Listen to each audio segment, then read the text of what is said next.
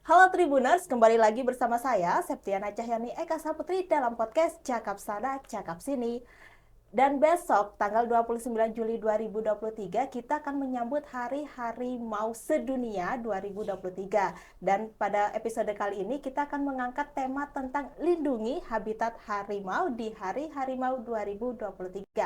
Bersama narasumber DRH Prista Dwi Restanti. Beliau adalah dokter hewan Jatim Park 2. Selamat pagi Mbak Prista. Halo, selamat pagi. Salam lestari. Salam lestari.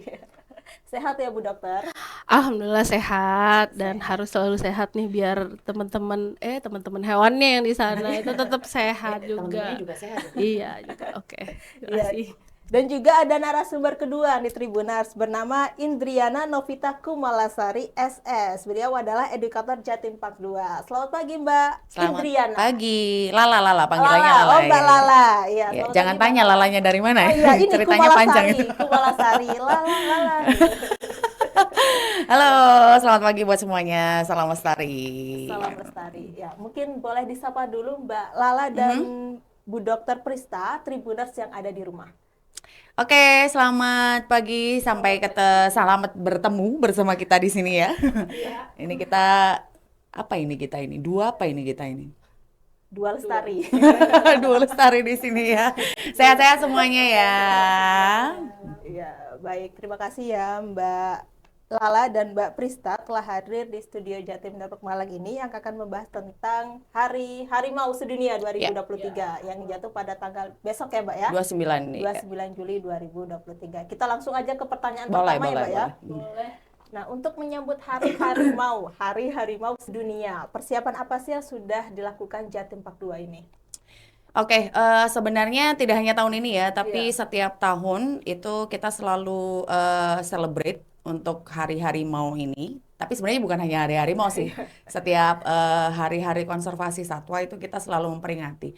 Nah, maksud kita adalah untuk mengedukasi orang, untuk menyampaikan atau menggerakkan kesadaran mereka tentang harimau itu apa, terus kemudian macam-macam subspesiesnya apa, yang sudah punah itu apa aja.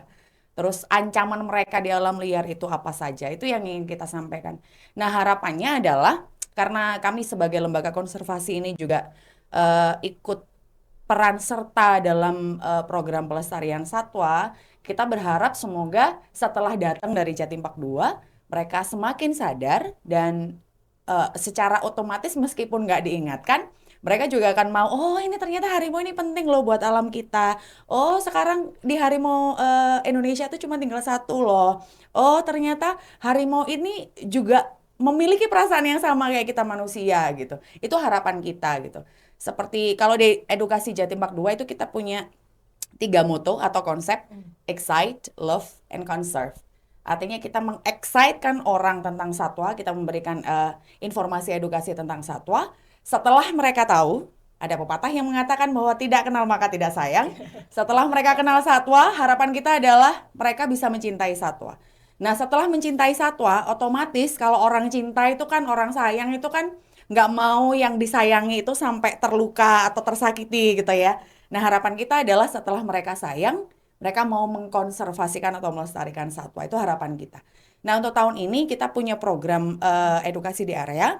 Namanya adalah Race Against Extinction. Artinya adalah kita memang sekarang ini kepingin semakin menyadarkan orang tentang laju kepunahan harimau ini semakin dekat loh kalau kita nggak sadar, kalau kita nggak ikut serta gitu. Ya seperti kita tahu bahwa sekarang harimau Indonesia itu tinggal satu, cuman harimau Sumatera aja, harimau Bali sama Jawa sudah punah. berpuluh-puluh tahun yang lalu, bahkan sebelum saya lahir sudah tidak ada. Yang sekarang itu sudah tidak ada. Nah, apakah kita mau nih sekarang ke depannya anak cucu kita juga seperti kita gitu, yang cuman mendengar harimau Jawa dan harimau Bali itu yang hanya sekedar cerita sama ngelihat gambar aja gitu. Nah, jangan sampai yang seperti itu gitu. Makanya untuk tahun ini kita mengadakan itu. Kalau yang tahun-tahun sebelumnya yang tahun kemarin kita mengadakan 1.000 tanda tangan. Itu 1.000 tanda tangan sebagai komitmen bersama antara lembaga konservasi dan juga pengunjung untuk melestarikan satwa. Kalau yang sebelumnya itu kita ada Hands for Tiger. Jadi kita simbolisasi hands for tiger. Jadi tangan kita itu bisa kok sebenarnya untuk melindungi tigers, melindungi atau menyayangi harimau yang ada di alam liar gitu. Karena sekali lagi bahwa eh, peran serta konservasi ini kan tidak hanya bisa dilakukan satu dua pihak saja. Semuanya harus berkolaborasi, semuanya harus berperan serta baik dari lembaga konservasi, pemerintahan, kemudian lembaga-lembaga terkait, organisasi pecinta satwa, kemudian yang tidak kalah penting adalah masyarakat, terutama adalah masyarakat yang ada di sekitar habitat satwa. Kalau dalam hal ini adalah harimau Sumatera gitu. Nah, itu yang kepingin kita gerakkan gitu. Itu sih. Kalau untuk tahun ini temanya mengangkat apa di Jatim Park 2 sendiri? Jadi judulnya adalah Race Against Extinction. Jadi kita kepingin pengunjung itu lebih mengenal tentang subspesies harimau. Jadi kita menantang mereka untuk apa? Tahu nggak nih harimau ini yang di Jatim Park 2 apa aja? Judulnya sih tidak mencari harimau, tapi kita lebih mengarahkan mereka untuk menangkap atau memfoto dari pantera yang ada di Jatim Park 2. Jatim Park 2 itu. Tahu nggak nih mereka pantera itu apa aja gitu? Iya. Karena kan ada macam-macam, kalau harimau kan Panthera tigris. Nah, itu yang kita arahkan. Kemudian yang kedua, kita ada enrichment ya, Dok ya. Jadi timnya Dokter Prista sudah menyediakan enrichment untuk harimau. Itu nanti semacam apa ya?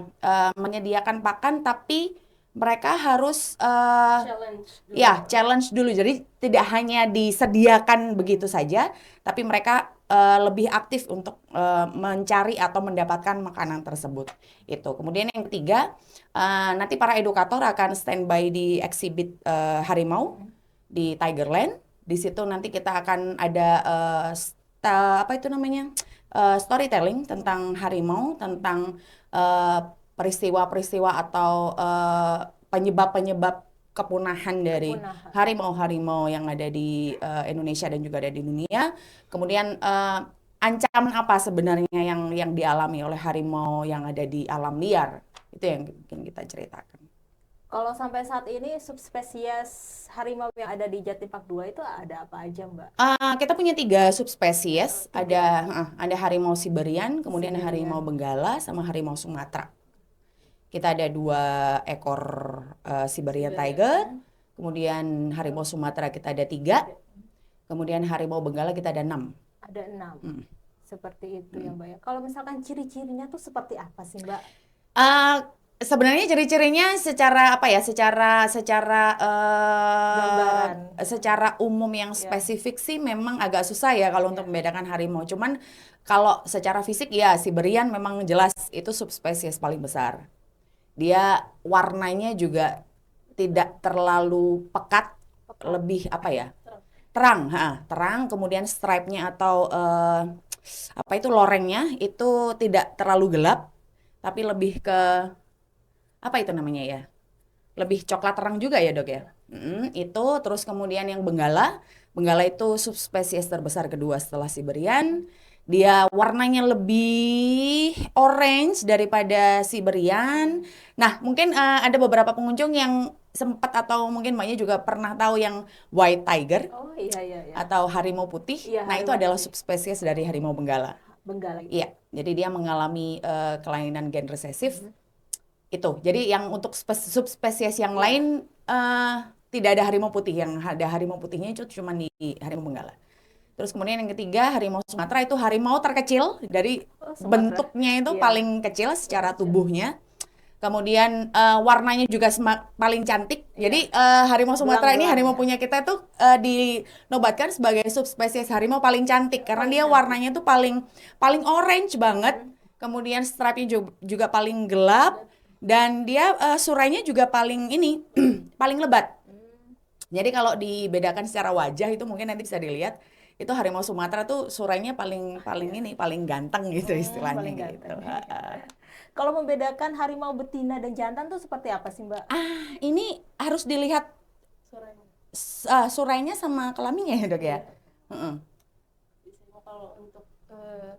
Kalau untuk di harimau yang jantan, dia memiliki surai yang paling banyak. Surai itu adalah rambut di sekitar leher sama wajah sini. Ya, biasanya kalau yang jantan itu dia paling panjang dan paling banyak. Oh, seperti itu Iya, perbedaannya, terus Dok. dilihat dari kelaminnya juga seperti itu. Iya. Kan kalau misalnya ada beberapa, mungkin ada beberapa jantan sama betina gitu, kita bisa comparing Ya. ininya apa bentuk dari badannya. Kalau jantan biasanya lebih besar. Jantan Iya. lebih besar. Iya. Kalau untuk perawatan harimau sendiri susah nggak sih, Dok? Perawatan harimau sebenarnya kalau untuk di LK Iya. itu kita yang perlu di apa, LK itu lembaga konservasi ya, Iya. atau kalau misalnya di kebun binatang itu yang perlu sangat diperhatikan adalah selain dari pakan itu juga dari kandangnya. Kandangnya. Iya, jadi kita harus mendesain kandangnya itu sesuai dengan habitatnya dia di alam. Jadi semua hal-hal yang dibutuhkan dia di alam kita harus sediakan di kandang situ. Mungkin dari ukurannya juga tidak terlalu sempit dan juga cukup untuk satwanya dia beraktivitas selama di situ. Misalnya untuk di harimau mereka ada suka berenang, jadi kita juga harus sediakan ada kolam di situ. Nah, kemudian karena mereka untuk mengasah kukunya, jadi kita harus sediakan kayu di situ untuk dia mengasah. Terus habis itu karena dia suka juga mungkin memanjat, kita kasih enrichment atau mainan atau pengkayaan yang tadi sudah dijelaskan itu untuk dia bisa memanjat pemanjat. Kalau misalnya ada pohon dia bisa memanjat pohon, tapi kalau untuk di harimau dia tidak terlalu bagus untuk memanjat ya. Jadi dia bisa memanjat tetapi dia bukan tipikal seperti leopard yang bisa memanjat itu. Jadi ya itu sih kita kasihnya toko, dan makanan yang paling penting itu adalah sesuai dengan kebutuhannya dia juga. Kalau misalnya kalau di kebun binatang kami udah sesuaikan dengan jumlah kalorinya. Jadi seperti itu. Jadi agar apa, biar si satuannya ini kalau misalnya dia tidak terlalu banyak juga. Kalau misalnya kita terlalu banyak memberikan kalorinya, dia akan obesitas. Nah, itu juga tidak bagus. Apalagi kalau misalnya kurang pun itu juga tidak bagus juga untuk satuannya, seperti itu sih. Kalau misalkan harimau obesitas, ada program dietnya nggak sih, Dok? Ada di kami itu, kami kan ada beberapa evaluasi itu ya. Jadi untuk evaluasi BCS kalau istilah kami ya. Jadi kita ada body scoring. Jadi ada beberapa skor. Kalau misalnya skornya itu dia dalam kondisi slim itu biasanya skornya 2 sampai 2,5 seperti itu. Kalau dalam skala 5 itu biasanya kami tambahkan ya untuk kalorinya. Jadi kalorinya ditambahkan, kemudian untuk puasanya dihilangkan sementara waktu. Nah, itu kemudian untuk evaluasinya kita lakukan secara berkala, biasanya untuk 2 sampai 1 bulan. Tapi kalau misalnya dia udah mulai kegendutan atau terlalu skalanya udah mau 5 nih, 4,5 sampai 5. Nah, itu kita harus puasakan, terus kalorinya kita kurangi, kemudian kita tambahkan beberapa aktivitas enrichment biar dia aktif untuk bergerak, seperti itu sih. Seperti itu. Iya. Untuk makannya sendiri harimau makan apa, Dok? Ayam. Ya, kalau di kebun binatang Jatim Park atau Batu Secret Zoo kami menggunakan 3 jenis daging. Itu ada ayam, ada daging ayam, daging kanguru, dan daging sapi. Nah, untuk daging kanguru kita impor ya. Jadi kita impornya dari Australia. Kenapa kita impor? Karena di Australia sendiri kanguru itu adalah hama. Ya, jadi jadi itu kita gunakan ini selain juga untuk hemat biaya juga, karena daging kanguru juga lebih murah, proteinnya juga lebih bagus sih, hampir sama dengan sapi seperti itu. Terus kemudian kita juga berikan ayam hidup ya, ayam hidup, tetapi kita tidak share di depan pengunjung dong. Ayam hidup langsung dilempar. Iya, tapi itu sebenarnya kenapa kita butuh itu, karena kita hewan si harimau ini tetap butuh untuk mengeluarkan natural behavior-nya mereka, seperti itu. Berburunya. Ya, natural behavior di berburu. Selain itu juga mereka membutuhkan kulitnya itu untuk menambah mineral, ada kandungan mineral sama vitamin di situ yang dibutuhkan untuk harimau, yaitu untuk kondisinya dia juga, seperti itu sih. Seperti itu ya, Dok. Iya. Tapi harimau pernah mengalami stres nggak sih, Dok? Stres, nah itu dia fungsinya, edukasinya kita juga untuk pengunjung. Harimau pasti akan mengalami stres ketika dia satu, kondisinya dia merasa terancam ya. Terus kemudian ketika dia sakit juga bisa stres. Kemudian ketika mungkin ada apa, tiba-tiba ada orang yang tidak dikenal masuk ke dalam kandang, juga stres seperti itu. Dan kondisi kandang yang tidak sesuai itu juga membuat dia stres. Kotor mungkin ya, Dok? Iya, ya kotor, kemudian sempit atau tidak sesuai lah dengan kebutuhannya dia. Itu juga membuat dia stres. Seperti itu ya, Dok? Iya, makanya kalau di Batu Secret Zoo kita komitmen untuk terus meningkatkan kualitas kandang kami, agar kandang kami sesuai dengan kaidah kesejahteraan satwa. Jadi tetap menjaga kesejahteraan satwanya seperti itu.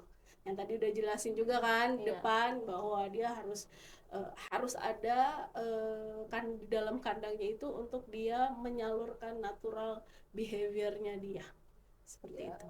Kalau misalkan penyakit yang mengintai harimau ini apa aja, Dok? Yang sering mengintai? Oke, kalau penyakit di harimau itu ada banyak sih, hampir sama. Ada beberapa penyakit virus yang ada di kucing itu juga bisa menular ke harimau seperti itu. Jadi misalnya ada panleukopenia, kemudian ada leukemia virus atau kalisi dan rabies juga. Rabies juga bisa ke harimau itu ya, Dok? Iya, rabies juga, makanya kita juga untuk preventif kita lakukan beberapa vaksinasi. Ya, kemudian ada juga penyakit dari bakteri juga, kemudian ada juga yang parasit si cacingan seperti itu. Ada cacingan atau protozoa. Nah, itu untuk mengatasi itu perlu kontrol dari dokter hewan yang ada di kebun binatang. Jadi setiap bulan itu kita ada kontrol sendiri untuk pemeriksaan parasit. Kemudian ada beberapa schedule pengobatan seperti itu sih. Kalau vaksinnya tuh berapa kali?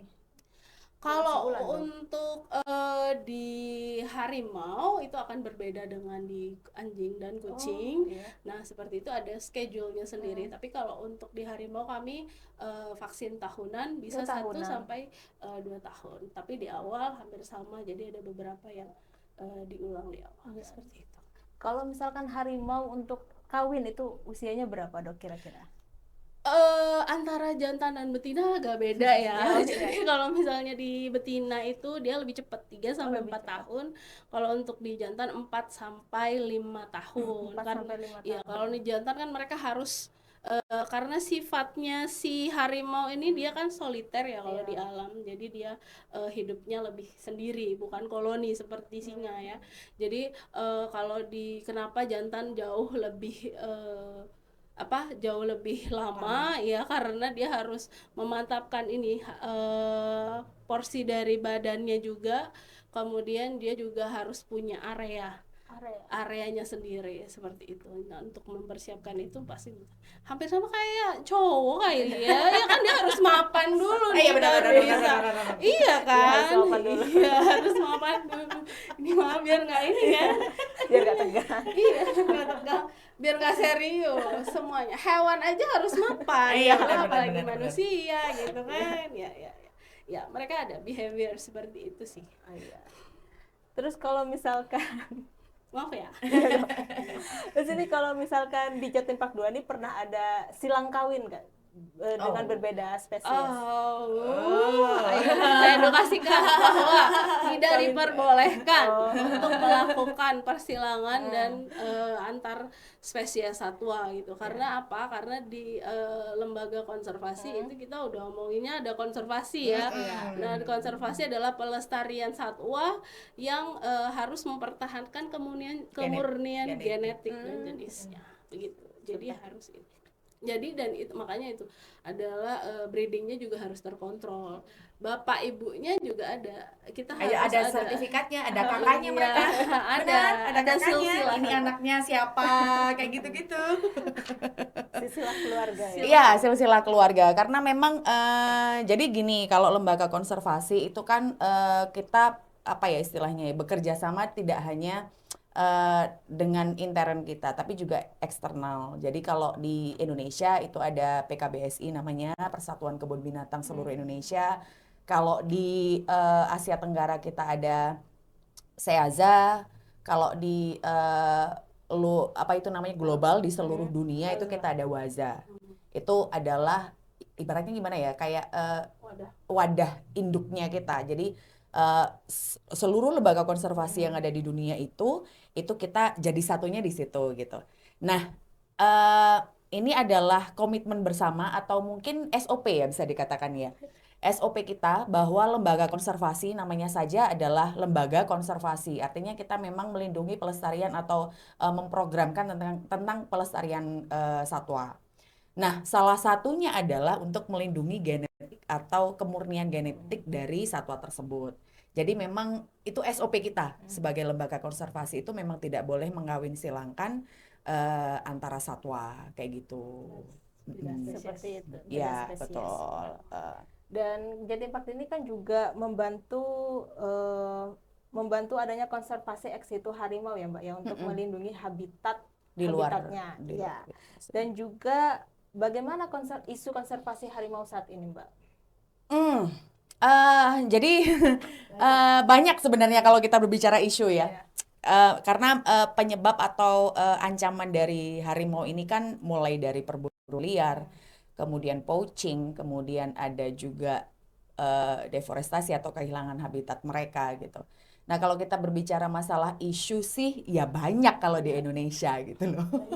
Banyak banget. Dan ini sebenarnya kompleks ya. Karena apa ya?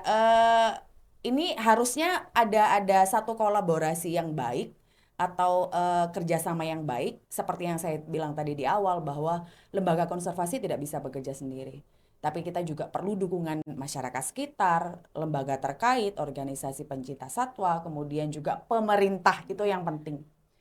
Nah, seperti kita ambil contoh saja kayak di habitat asli harimau Sumatera, ya di Pulau Sumatera. Di situ banyak sekali kejadian-kejadian yang mengakibatkan harimau ini semakin terancam punah. Satu, kehilangan rumah. Hutannya sudah semakin habis. Kenapa? Semuanya mungkin bisa tahu gitu. Ya kan? Alih fungsi hutan, entah itu dijadikan rumah, entah itu dijadikan kebun kelapa sawit dan segala macam. Jadi ini memang permasalahan yang kompleks gitu. Yang kedua, terjadinya konflik antara harimau dan juga masyarakat atau penduduk sekitar.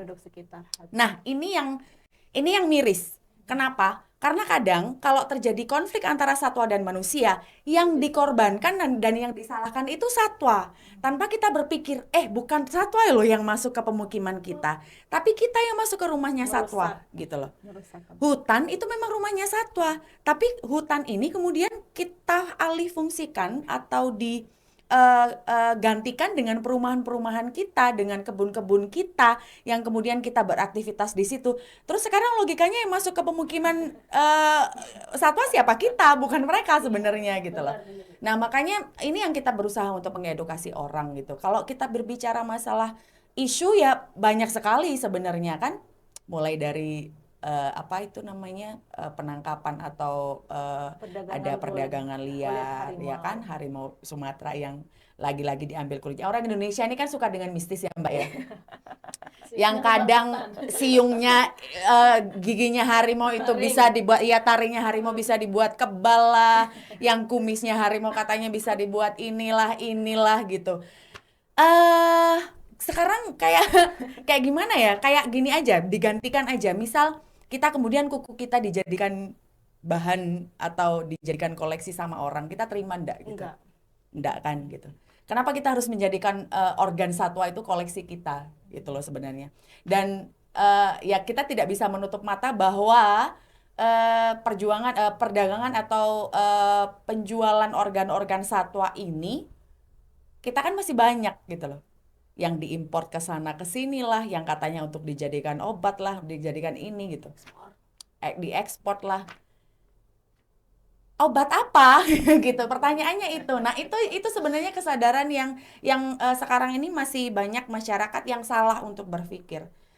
Organ satwa kayak tulang harimau itu kan ada beberapa negara yang memang memanfaatkan untuk katanya katanya memang bisa dibuat penyakit ini, dan itu belum bisa dibuktikan secara medis. Para peneliti pun belum ada ini apa itu namanya khasiat dari organ-organ satwa ini gitu. Mending pakai jahe saja sama ini aja deh gitu loh, daripada pakai organ-organ satwa gitu kan. Nah, harimau Sumatera ini kan memang masuk dalam kerangka GSMP. Ini adalah Global Species Management Plan yang WAZA punya. Jadi WAZA itu punya apa namanya kerangka program namanya adalah Global Species Management Plan. Salah satu programnya adalah namanya Action Indonesia. Jadi Action Indonesia itu dia kita melindungi atau program pelestarian 4 satwa endemik Indonesia. Itu ada babi rusa, anoa, sama harimau Sumatera dan juga banteng Jawa. Orang luar saja begitu pedulinya dengan satwa endemik kita. Kenapa kita enggak gitu? Orang luar saja begitu gaungnya mereka mendeklarasikan, come on, let's save the tigers from Indonesia. Kenapa kita yang enggak gitu? Ingat kita sudah kehilangan 2 subspesies endemik, harimau Jawa dan juga harimau Bali. Jangan sampai yang harimau Sumatera yang hanya sekitar 400-an di alam liar itu kemudian hilang lagi gitu loh. Jangan sampai itu terjadi gitu. Sekarang ya udahlah, kita saatnya kita ini tadi loh, berkolaborasi. Tidak hanya antara pemerintah, kemudian tidak hanya lembaga konservasi yang bekerja sendiri mengedukasi orang, tapi masyarakat sekitar juga harus sadar, apalagi orang-orang yang notabene punya kekuasaan untuk itu gitu. Gunakan kekuasaan itu dengan bijak. Jangan sampai menyalahgunakan kebijakan itu atau kemampuan itu untuk tidak melestarikan satwa. Nah Mbak, ini ada pertanyaan selanjutnya. Ini ada dikutip dari ksdae.menlhk.go.id. Ini harimau merupakan simbol kelestarian ekosistem ya Mbak ya. Dengan adanya harimau ini dapat menyeimbangkan populasi herbivora dan juga karnivora. Dan bagaimana jikalau nanti harimau Sumatera itu benar-benar punah dari dunia ini, dari Indonesia sendiri itu ya Mbak ya. Apakah nantinya bisa menyeimbangkan populasi herbivora dan juga karnivora? Jelas jawabannya tidak ya, karena harimau ini adalah predator puncak atau apex predator, jadi dia adalah kunci sebenarnya. Jadi satwa kunci yang ada di alam liar. Makanya dia disebutkan memiliki fungsi ekologi.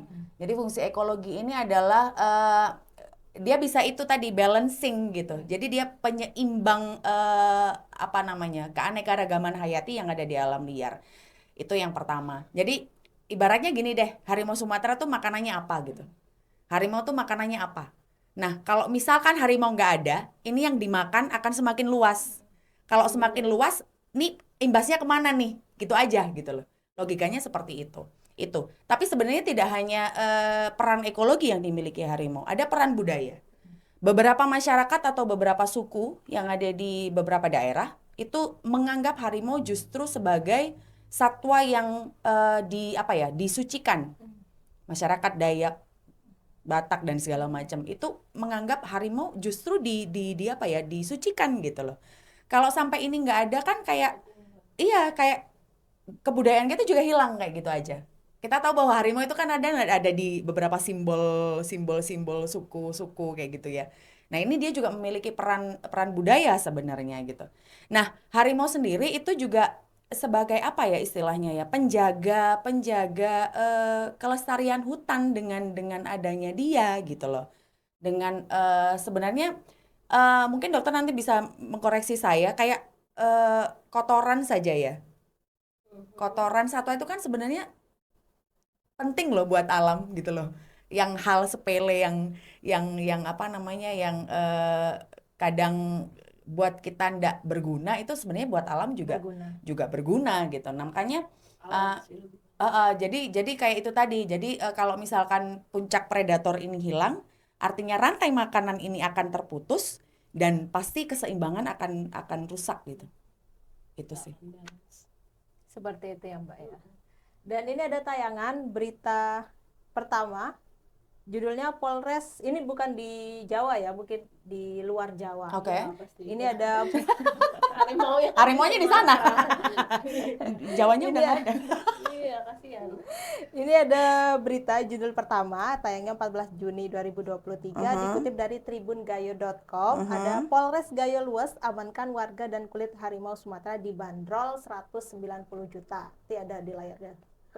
Terus ada lagi judul kedua, tanggal 13 April 2023, mantan Bupati Bener Meriah Ahmadi divonis penjara 18 bulan kasus perdagangan kulit harimau Sumatera.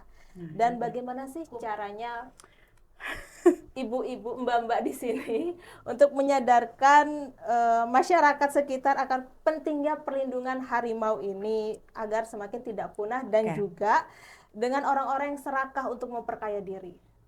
Ini saya justru bertanya, kenapa cuma 18 bulan ya, Dok?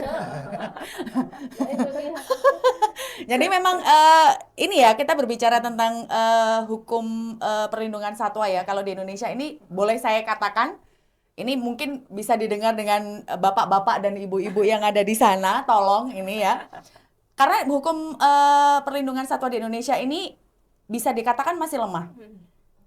Masih tidak begitu masih tidak begitu dibahas gitu, banyak dibahas gitu.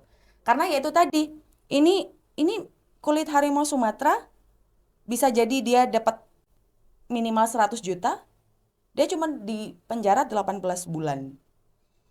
Dan 18 bulan buat saya belum dipotong-potong. Saya nggak tahu. Dan ini yang mirisnya adalah mantan bupati. Ya itu tadi, seperti yang kita bilang bahwa sebenarnya orang yang beliau-beliau yang punya kebijakan, punya kekuasaan, punya wewenang untuk memutuskan sesuatu, itu justru salah mengambil langkah, apalagi dalam hal konservasi satwa gitu. Nah, sebenarnya ini juga yang selalu kita edukasikan ke orang di Jatim Park 2, bahwa tidak hanya para pejabat, tapi juga masyarakat yang ada di luar sana yang mungkin tahu, atau mungkin saudaranya, atau mungkin tetangganya yang tahu, kok ini ada satwa ini ya ditangkap, kok dia punya peliharaan satwa ini. Tolong kita sama-sama menyadarkan gitu loh. Jadi kalau kita edukator yang ada di lembaga konservasi itu kan hanya terbatas untuk bisa mengedukasi orang yang datang di zoo kita gitu. Atau mungkin anak-anak sekolah yang datang ke kita gitu. Tapi setelah itu kita tidak bisa mengawasi mereka gitu. Selama 24 jam kita tidak tahu apa yang mereka lakukan di rumah. Nah, ini yang kita ingin minta kerjasama dari semua orang, bahwa saling mengingatkan aja deh gitu loh. Kalau misalkan Anda tahu mungkin tetangga Anda atau mungkin keluarga Anda mungkin memelihara satwa-satwa yang memang dilindungi, atau mungkin ada ikut perburuan liar dan segala macam. Memang kalau sekarang di Indonesia ancaman hukumannya itu tidak terlalu mengerikan ya, tidak terlalu berat. Tapi imbasnya aja deh gitu loh. Jangan berbicara tentang hukumannya aja deh, tapi pikirkan tentang imbasnya ke alam kita gitu. Karena alam kita sekarang sudah tidak sehat sebenarnya gitu. Hutan hujannya juga semakin menipis, karena hutan hujan itu adalah salah satu satwanya adalah harimau Sumatera, dan itu adalah aset kita. Kalau hutan hujannya tidak ada, juga iklim tidak akan seimbang, oksigen juga semakin langka. Nah, ini kan imbasnya ke kita sebenarnya gitu. Manusia. Tidak hanya ke satwa, tapi juga ke kita. Nah, kalau kadang kita berpikir gini, cuman hewan aja kok. Jangan berpikir cuman hewan loh. Hewan itu membantu kita untuk menjaga hutan loh.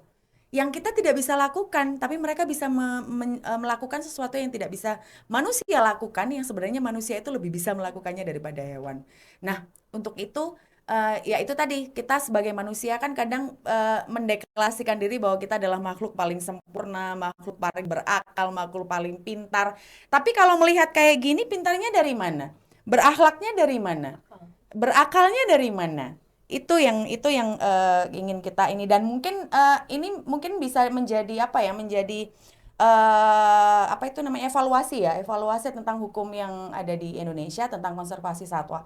Karena kalau yang saya tahu itu negara yang paling bagus itu tentang animals right itu ada Switzerland dan Austria kalau nggak salah, itu yang menghukum orang yang untuk perlindungan satwa ini benar-benar dia Dihukum. iya benar-benar dihukum dan merasakan akibatnya gitu loh. Kalau di kita kan masih kayak gini-gini aja gitu yang dia yang kayak gitu.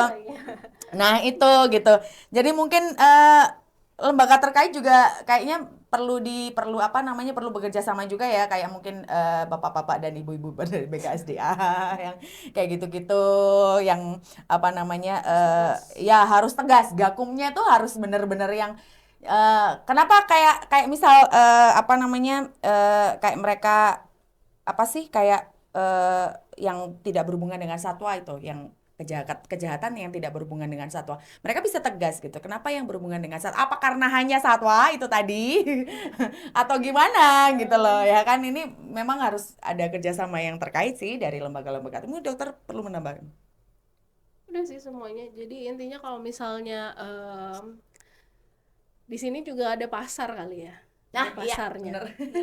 Nah, pasar itu sebenarnya yang harus dipertegas juga. Kalau misalnya nggak ada pasar, nggak akan ada orang Permintaan. yang permintaan. Karena ada pasarnya, ada permintaannya, maka banyak yang mencari gitu. Tapi kalau misalnya ini pasarnya ditutup nih, bagaimana ini? Kalau misalnya itu nih udah ditutup, pasti yang Nggak akan percaya ada yang minta. Iya, nggak ada yang minta. Nggak ada yang pemasok. Nggak ada pemasok, nggak ada value-nya buat apa kan gitu. Nah, kalau sekarang ada value-nya tinggi, akhirnya ya banyak orang yang berbondong-bondong malah untuk melakukan poaching atau perburuan liar seperti itu sih. Iya, jadi harus ada kerjasama itu lagi, balik lagi. Kalau kita sendiri nggak bisa. Kalau bisa. cuman lembaga konservasi atau penggiat konservasi saja tidak bisa untuk melakukan ini. Harus ada peran serta dari kalau di saya sih lebih banyak di penguasa ya, dan Iya.